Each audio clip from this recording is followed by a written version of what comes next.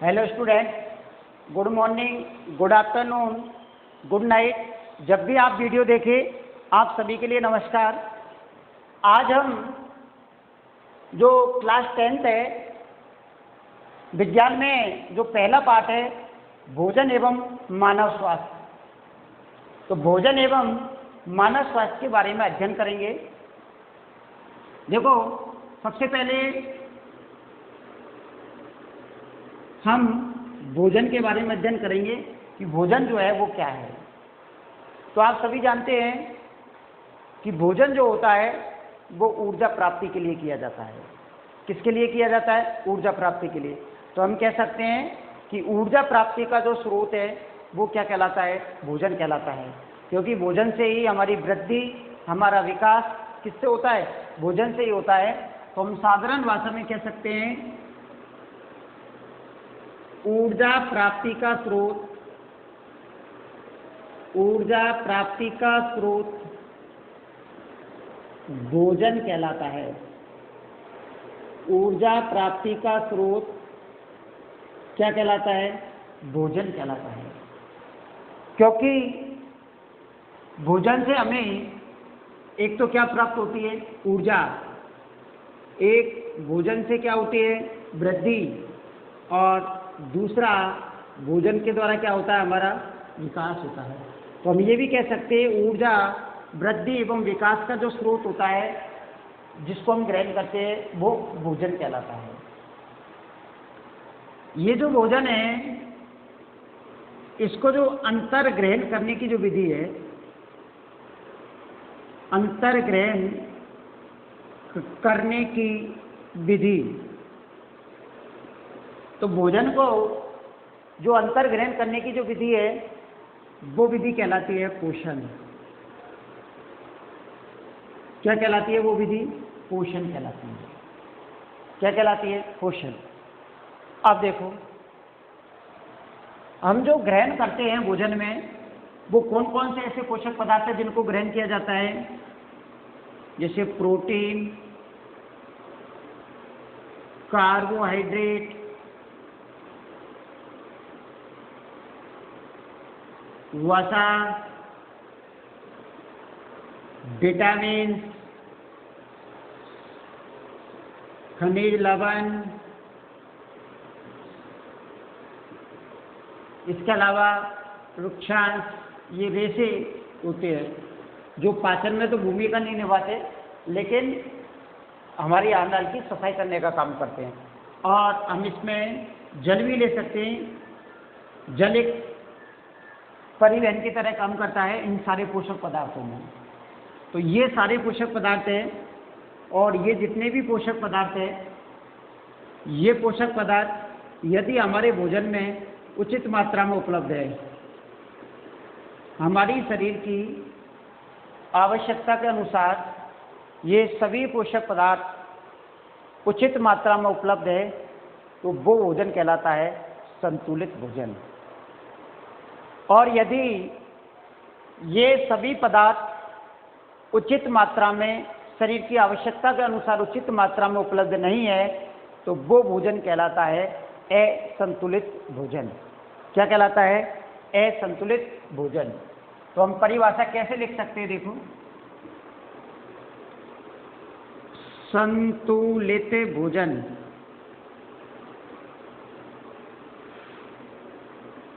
कौन सा भोजन है? संतुलित भोजन।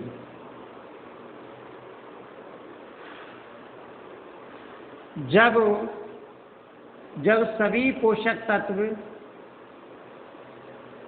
या पोषक पदार्थ, जब सभी पोषक पदार्थ शरीर की आवश्यकता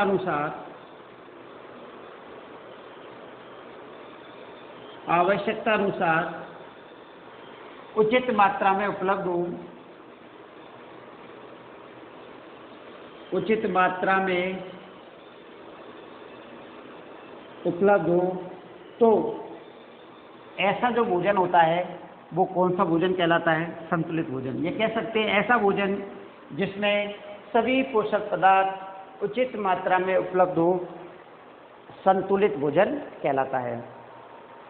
और ऐसा भोजन जिसमें सभी पोषक पदार्थ उचित मात्रा में उपलब्ध नहीं हो, तो वो कौन सा भोजन कहलाता है? असंतुलित भोजन कहलाता है। कौन सा भोजन कहलाता है? वो असंतुलित भोजन कहलाता है। तो आपने परिभाषा पढ़ी अभी, भोजन एक संतुलित भोजन और दूसरा होता है आपका असंतुलित भोजन। तो दूसरा होगा आपका असंतुलित भोजन।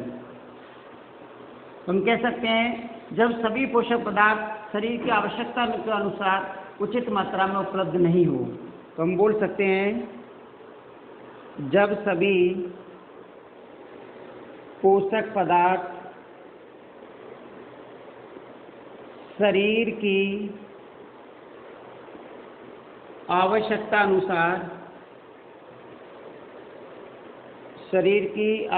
अनुसार उचित मात्रा में उपलब्ध नहीं हो। उचित मात्रा में क्या नहीं हो? उपलब्ध नहीं हो, तो ऐसा भोजन कहलाता है असंतुलित भोजन। कौन सा भोजन कहलाता है? असंतुलित भोजन। ये हो गए आपके संतुलित और असंतुलित भोजन। अब हम देखते हैं कि जब एक या एक से अधिक पोषक तत्वों की भोजन में यदि कमी हो जाती है, तो वो क्या कहलाता है? तो वो है आपका कुपोषण। क्या कहलाएगा? वो आपका कुपोषण कहलाता है। तो अब हम देखते हैं कुपोषण।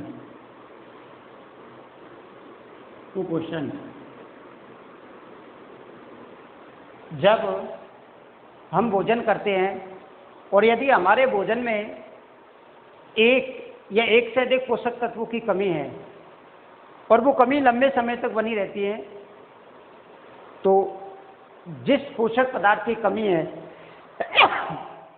उस पोषक पदार्थ से जो रोग होते हैं वो हमारे शरीर में उत्पन्न हो जाते हैं। तो हम कह सकते हैं कि जब भोजन में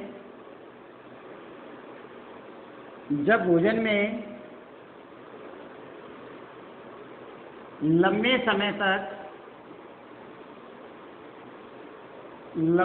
तक एक या एक से अधिक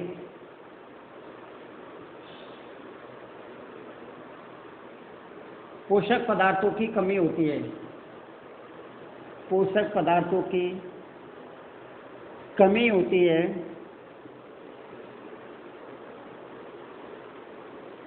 तो इसे क्या कहते हैं बेटा? कुपोषण कहते हैं। क्या कहते हैं इसे? कुपोषण कहते हैं।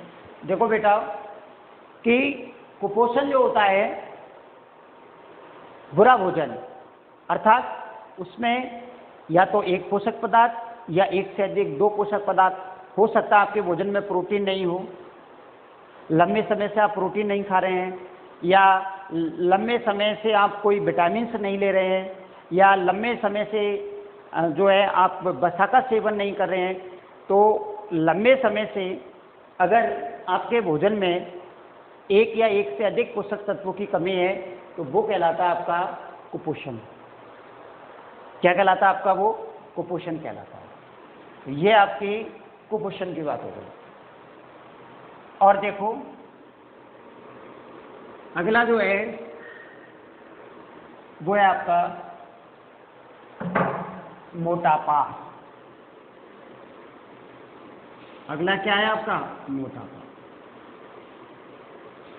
आप सभी जानते हैं कि आज की इस जिंदगी में जो मोटापा है वो एक बहुत ही खतरा बनता जा रहा है, क्योंकि मोटापे के द्वारा ही ब्लड प्रेशर है, ठीक है, हृदय से संबंधित बीमारियां है। तो ये जो बीमारियां है या डायबिटीज है, ये बीमारियां मोटापे के कारण ही उत्पन्न होती है। तो आज का जो खान पीन है वो इस प्रकार का चल रहा है कि ऊर्जा तो कम मिलती है, और उनमें वसा की मात्रा ज़्यादा होती है और हमारे शरीर में मोटापा हो जाता है। मोटापे में क्या होता है कि हमारा जो शरीर होता है उसकी त्वचा जो होती है, उस त्वचा के नीचे वसा अधिक मात्रा में जमा हो जाती है।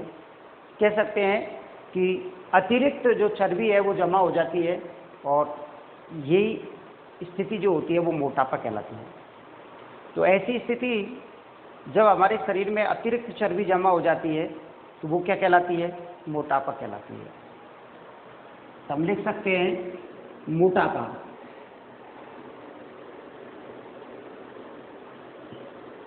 जब हमारे शरीर में त्वचा के नीचे अतिरिक्त चर्बी जमा हो जाती है, या वसा कह सकते हैं चर्बी को, अतिरिक्त वसा भी बोल सकते हैं, या अतिरिक्त चर्बी जमा हो जाती है, तो यह स्थिति, तो यह जो पोजीशन है, यह जो स्थिति है वो मोटापा कहलाती है। तो यह स्थिति क्या कहलाती है? मोटापा कहलाती है। त्वचा के नीचे ही वसा जमा होती है तो ये स्थिति क्या कहलाती है? मोटापा कहलाती है। अगर हम देखा जाए तो यदि मोटापे के कारण देखें तो क्या कारण है? पहला जो कारण है वो है नियमित व्यायाम न करना। अगर आप डेली नियमित रूप से एक्सरसाइज नहीं करोगे तो आपको मोटापा हो जाएगा। तो पहला कारण हो गया नियमित व्यायाम करना, क्योंकि जब आप नियमित व्यायाम करते हो तो या कोई परिश्रम करते हो तो आपके शरीर में पसीना आता है, और ये जो शरीर में जो अतिरिक्त जो वसा है, अतिरिक्त जो चर्बी है, ये टूट करके और आपको ऊर्जा प्रदान करती है कठिन परिश्रम में। तो वसा की मात्रा जो है वो धीरे धीरे कम हो जाती है। तो अत्यधिक कठिन परिश्रम करने वाले जो होते हैं, श्रमिक जो होते हैं, उनके शरीर पर ज़्यादा मोटापा नहीं होता, क्योंकि वो अधिक कठिन परिश्रम करते हैं, वो पसीना बहाते हैं।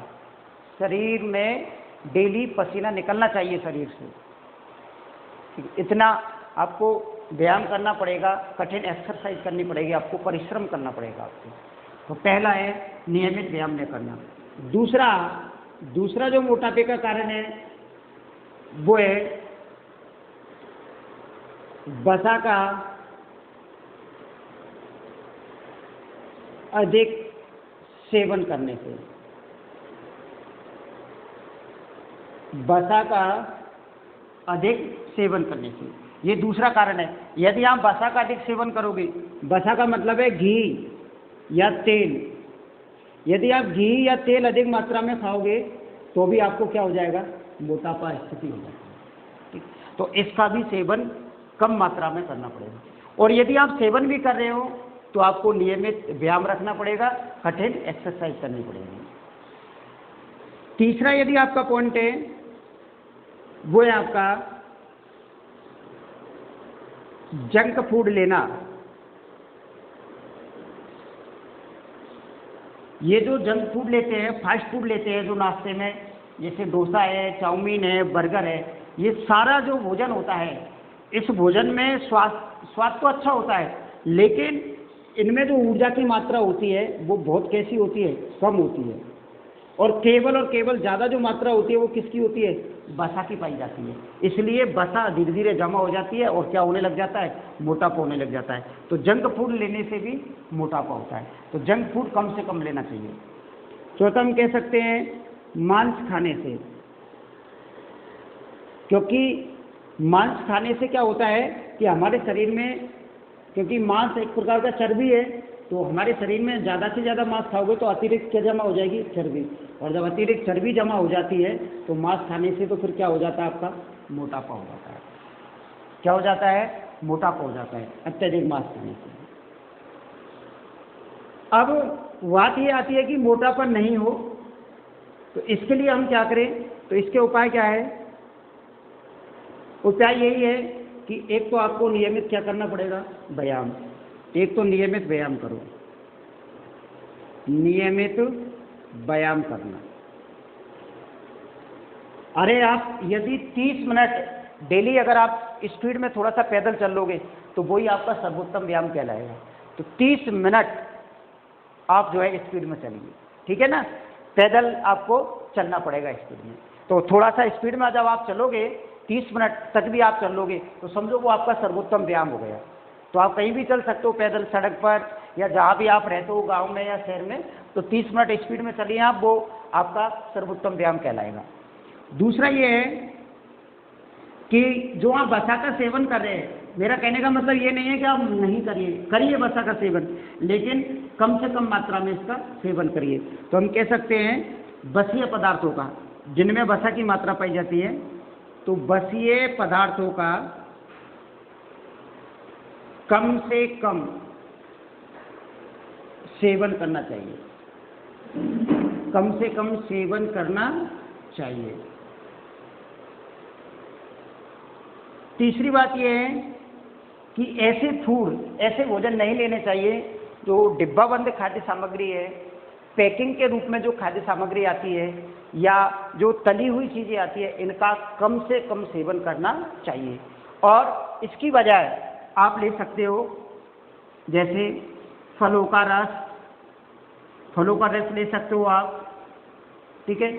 आप जो है दही खा सकते हो, मठा है जिसको हम छाछ बोलते हैं, नींबू की शिकंजी है, नींबू की शिकंजी, तो ये नींबू की शिकंजी है, मठा है, दही है, फलों का रस है, तो ये सारी चीज़ें आप खूब भरपूर खा सकते हो, क्योंकि इनको खाने से, इन चीज़ों को खाने से क्या नहीं होगा, मोटापा नहीं होगा, ठीक है। इसके अलावा जो आप मांस खा रहे हैं, इसकी मात्रा भी आपको कैसी करनी पड़ेगी, कम करनी पड़ेगी। मांस का जो सेवन है वो कम से कम करना पड़ेगा, क्योंकि मांस के सेवन से भी आपको मोटापा नहीं होगा। तो ये हमने आज यहाँ पर मोटापे के बारे में अध्ययन किया। तो एक आपका संतुलित भोजन, एक असंतुलित भोजन, एक भोजन और कुपोषण, और उसके बाद हमने किसके बारे में अध्ययन किया है, मोटापा के बारे में अध्ययन किया है। तो हमारा ये पहला लेसन है भोजन एवं मानव स्वास्थ्य। सभी स्टूडेंट्स इसको ध्यानपूर्वक पढ़ेंगे और आपके पास जो रफ रजिस्टर है उसमें लिखना स्टार्ट करेंगे, ठीक है। अब कल इससे आगे का जो चैप्टर है वो कल की हम वीडियो में स्टार्ट करेंगे। आप ध्यान से इस वीडियो को देखना और अच्छी तरीके से इसको पढ़ना। Thank you.